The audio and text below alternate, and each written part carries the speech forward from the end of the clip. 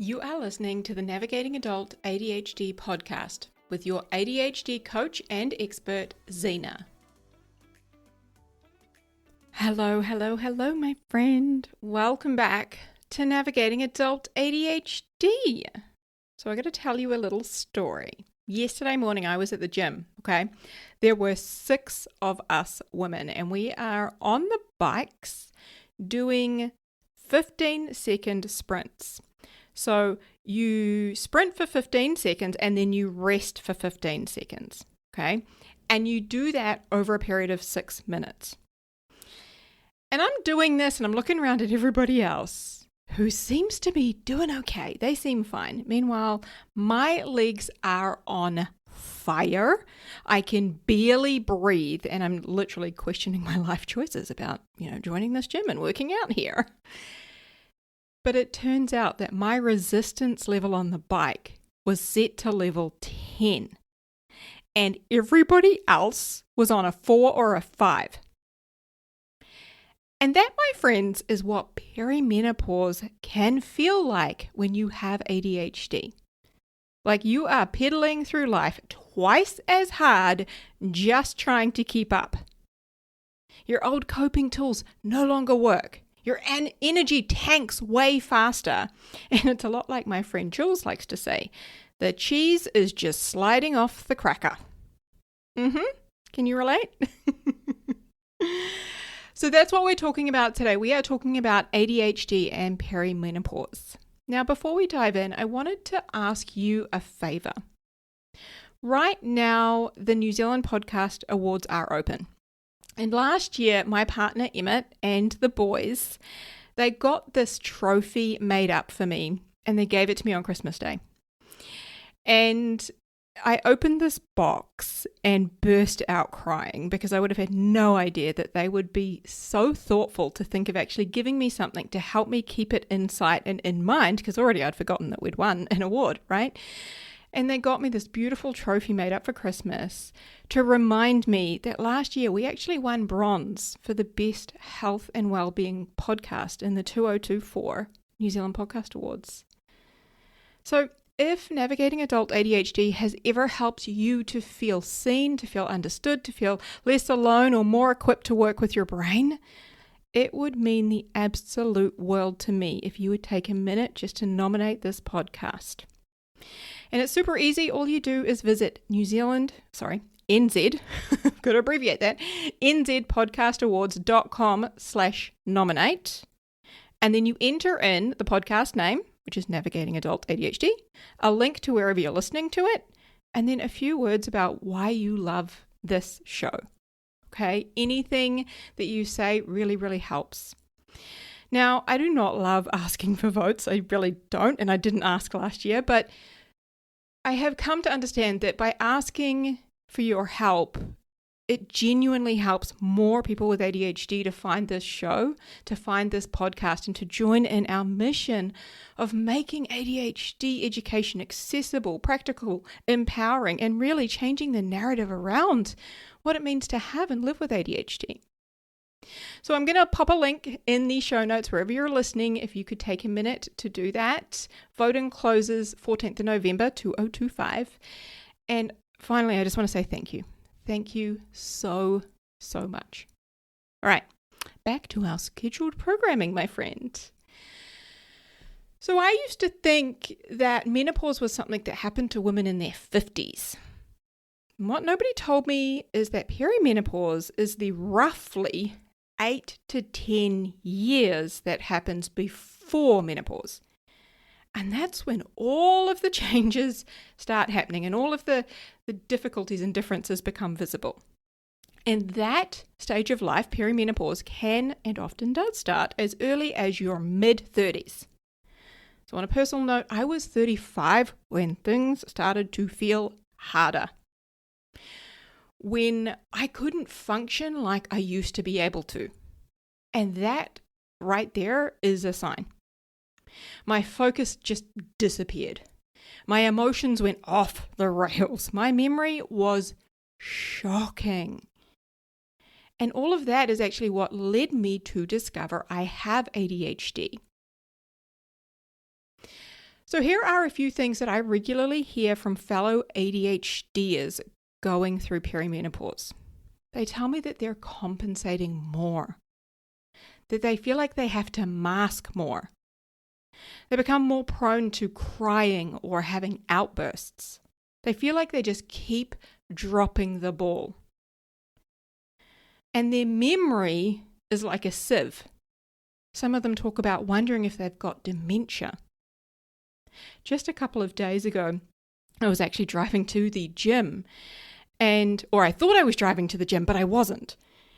And I get to this intersection, this traffic lights, and I'm in the wrong lane. And all of a sudden it hits me and I go, where the fuck am I going? Why am I here? Having no idea where I was going and why I was in town, registering, I'm not going to the gym, but I'm turning off right as if I'm going to the gym, when actually I needed to go straight ahead because I was actually going to a different meeting. Right? Those sorts of things. Being in the car and having no idea where you're going all of a sudden.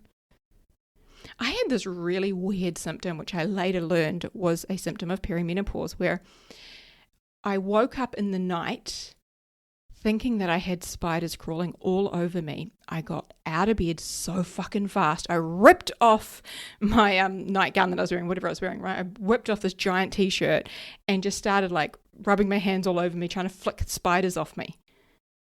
I felt like I had something, and there was nothing. There was nothing on me.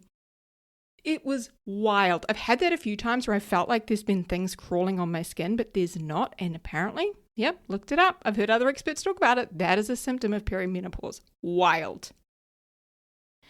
So perimenopause equals fluctuating estrogen and progesterone. Now, these are two hormones that both affect our neurotransmitters, such as dopamine and serotonin. So estrogen helps to make dopamine. So when our estrogen drops, what happens? Dopamine. Dopamine also drops. So for those of us with ADHD, we're already running on a little bit less dopamine to begin with, okay? And now it becomes even more erratic, more unstable, even less of it. And if I was to sum it up in one sentence, what this stage of life often presents like, what I hear from others and what I was saying on repeat, it would be this. I just feel like I'm all over the place. All the time, everything. I'm just all over the place. It's like your brain already has intermittent Wi-Fi, when you've got a dodgy Wi-Fi connection. And now perimenopause comes along and it just starts unplugging the router at random. Completely random.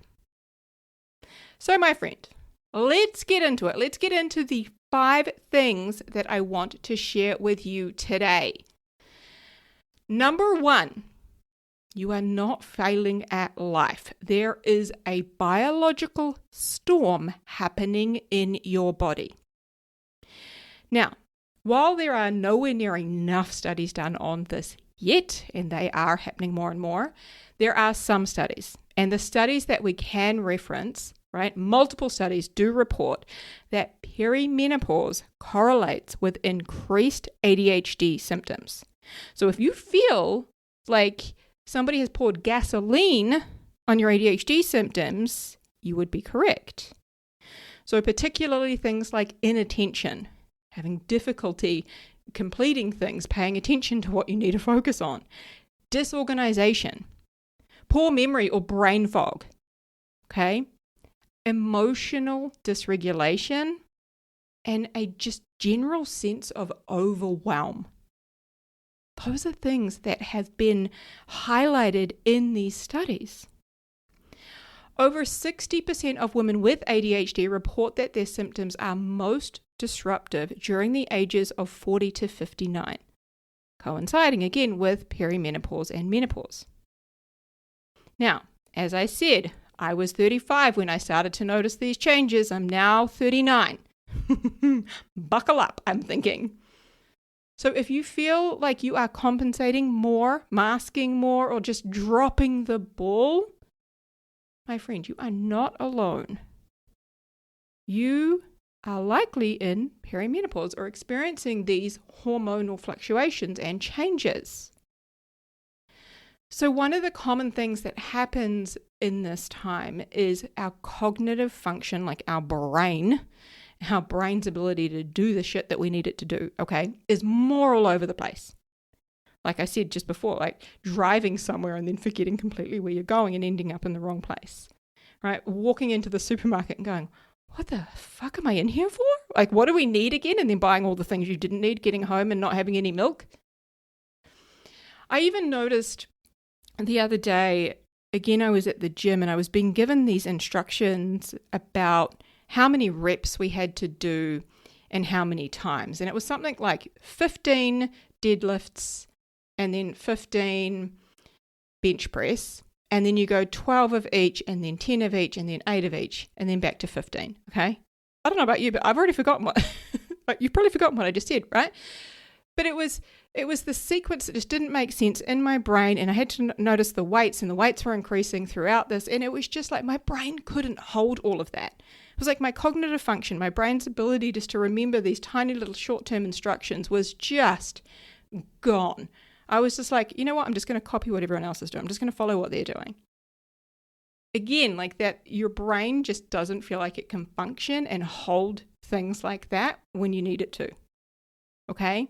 So my friend, you're not lazy, you're not losing control. Your hormones are messing with your neurotransmitters, messing with the dopamine and the serotonin, the things that we need to help power our ADHD brains that we've already got a little bit less of. Okay? So number one, you're not failing at life. There is actually a biological storm happening inside of your body. Number two, women with ADHD are more likely to experience mood changes. So I hear from women all of the time who say, I just burst in tears in front of my boss. Or I'm teary all of the time and I just wish I could turn it off, but I can't. So with these fluctuating hormone levels, we become more prone to things like crying or having outbursts of, anger and rage. And studies show that anxiety and depression rises during this stage of our life. So we are much more likely to experience anxiety and depression throughout this perimenopause stage. Okay. So one of the things that estrogen, the hormone that, starts, fluctuating all over the place, one of the things it does is it helps to boost our serotonin. And serotonin is the feel-good chemical, and it plays a huge role in sleep and in mood. Okay, so if you have difficulty sleeping, and if your mood is all over the show, again, right? Serotonin is one of the neurotransmitters ADHDers are shown to have less of, and some experts estimate we have roughly 25% less of it, although I'm not sure about the research behind that. But either way, we have less of it already as somebody with ADHD, but then when our hormones are changing, we get even less of it, which means, we can be more erratic. We can be more irritable, more emotionally sensitive, more sort of all over the place in terms of how we feel. We can experience increased anxiety, whether it's like social anxiety or just general anxiety about day-to-day life. And we're more likely to experience depression. Okay, so suicidal thoughts is also something that is more likely to increase during this time. Okay, if you were to imagine that you're at one of those wave pools and you're on a paddleboard, okay, and you're trying to ride these waves on a paddleboard, which already is difficult enough, but somebody else has got the wave machine controls, and at random, they just crank up the size of those waves. That is often what it can feel like. You're trying to ride these giant emotional waves, and when you think you've got it together and you've got it sorted, bam, a fucking tsunami comes at you. Okay? Extra swearing today because I think it's necessary.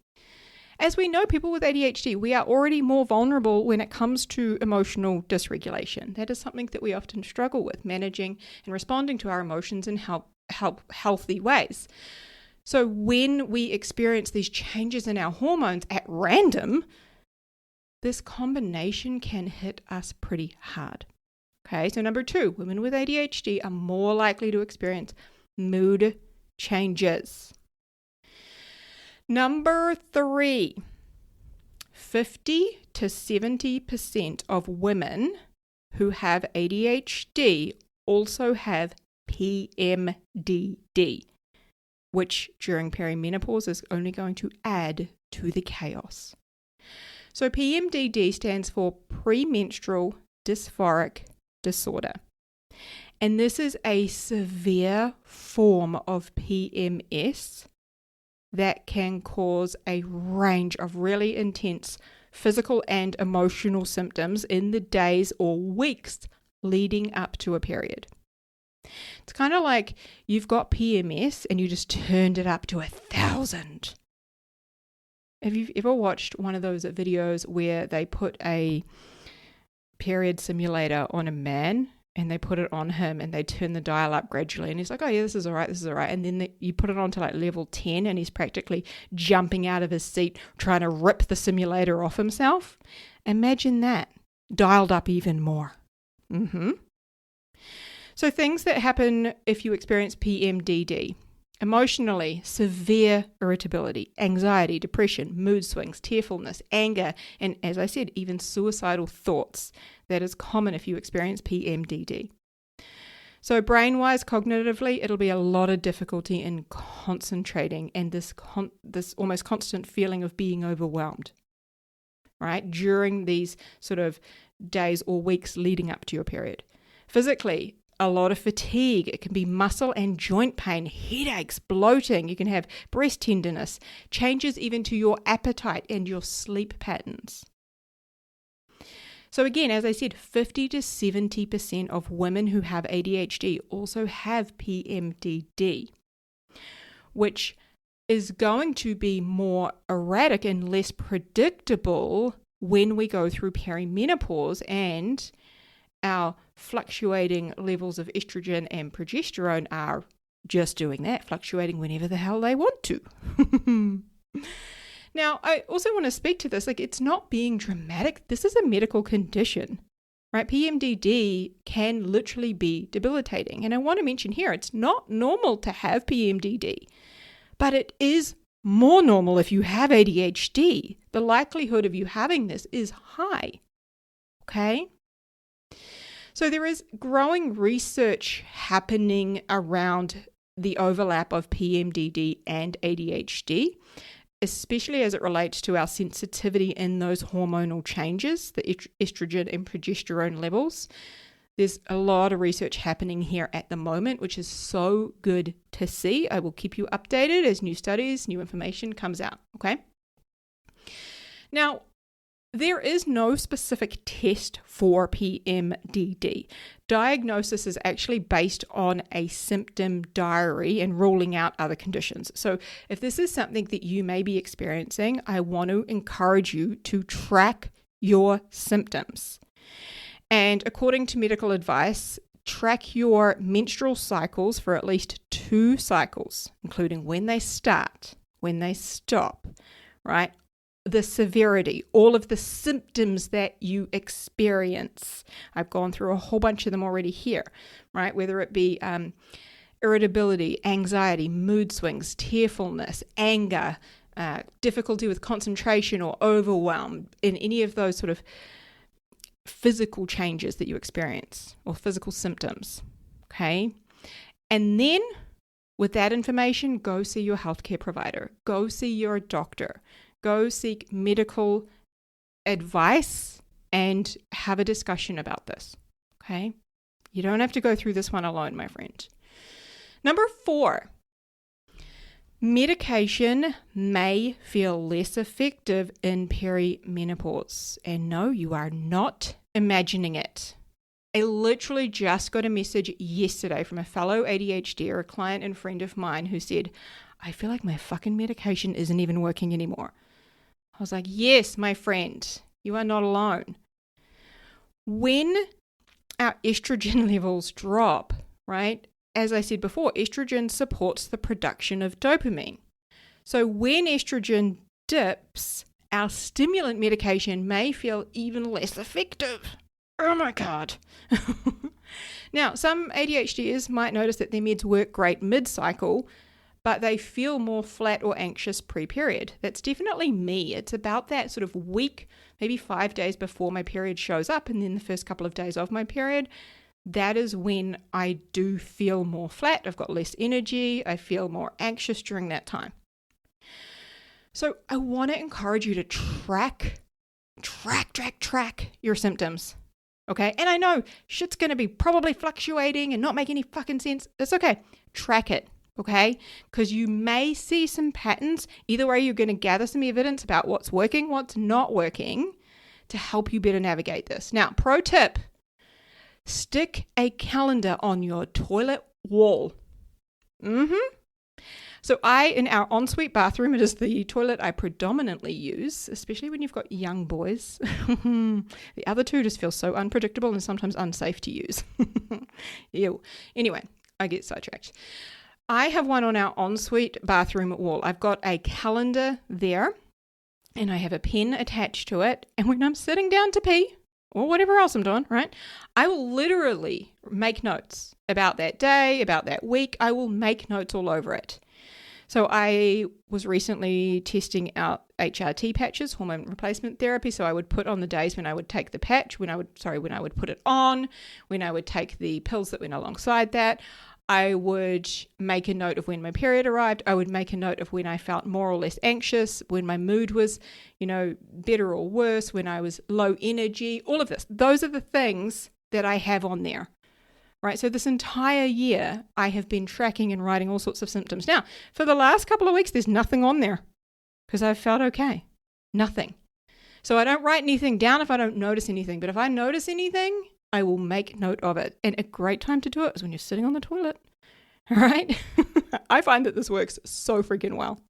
So again, track your symptoms. Because here's the thing. Some women find that adjusting medication, either timing or dosage, or completely changing medication to something else just during a week or 2 weeks of your cycle can be incredibly helpful. Now, of course, you want to do that under medical supervision, right, with your doctor, your psychiatrist, whoever is prescribing you and supporting you with your ADHD. But the thing you want to do here is gather as much data as you can about what you notice throughout the month. Like, you might put a note on there, meds did nothing today. And what did you notice when they did nothing? What were the symptoms that told you that? Okay. The more information you get, the more data you get, the more helpful it's going to be when you go and speak to your medical professional. Okay. And again, there are other ways of approaching this stage and other things that we can do to help, other tools that we can, utilize or meds we can take, whatever to help us. But again, that data is so crucial. So this stage is kind of like if you were to order your usual flat white coffee at a cafe, and you walk off and you're drinking it and you realize all I taste is milk. Like it's half strength, right? It's still something, but it's like you're not getting that smooth, focused caffeine kick that you rely on. So yes, number 4, meds may feel less effective in perimenopause, and my friend, you are not imagining it. Number 5, there is no one-size-fits-all way of navigating this stage of life, but there are loads of tools and there is more and more support becoming available. So please don't try and navigate this on your own. So every single one of us, every body is different. Our genetics, right? Our lifestyle, our hormone sensitivity, our body's sensitivity and responses to different medications, our allergies, our ADHD profile, all of the things, okay? We're all different. So there is no one simple way of navigating this, one simple solution, all right? The more tools that you have, the better equipped you're going to be to navigate this stage and for it to be less rocky of a ride, okay?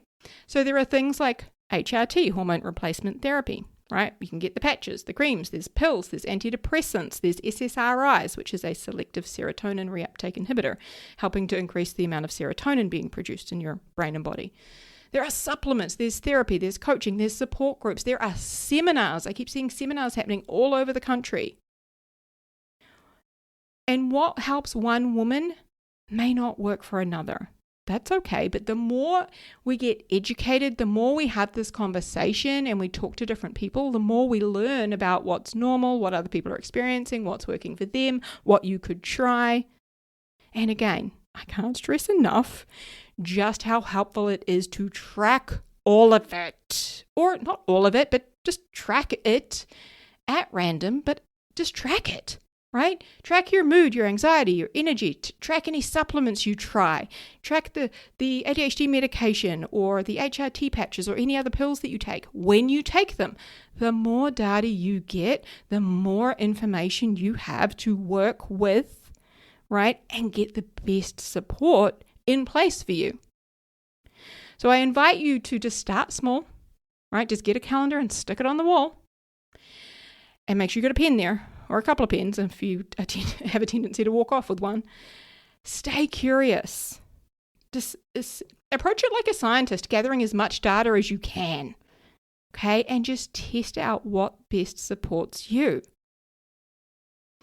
Now, I do want to mention here, creatine is something that I see be talked about time and time again, and I've been taking it maybe a year, I'm not sure.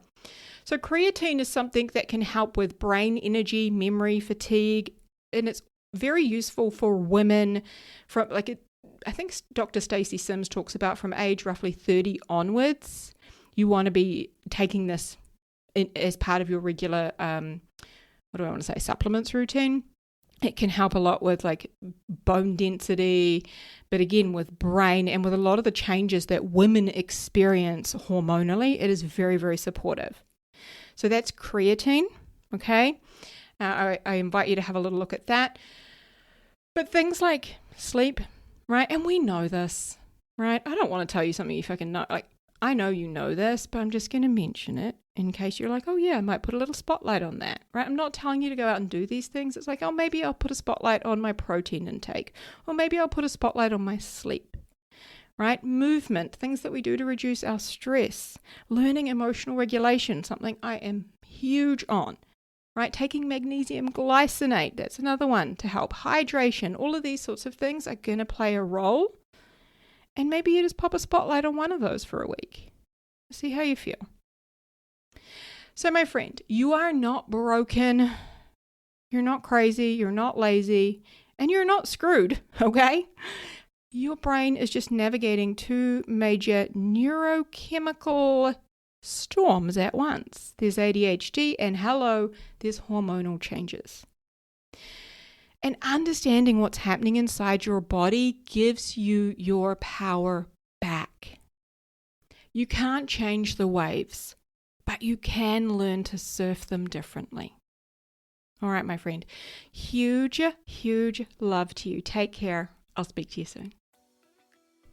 Hey friend, if you want some more help navigating and thriving with ADHD and some help applying everything that you're learning here on the podcast, then head over to our website, navigatingadultadhd.com.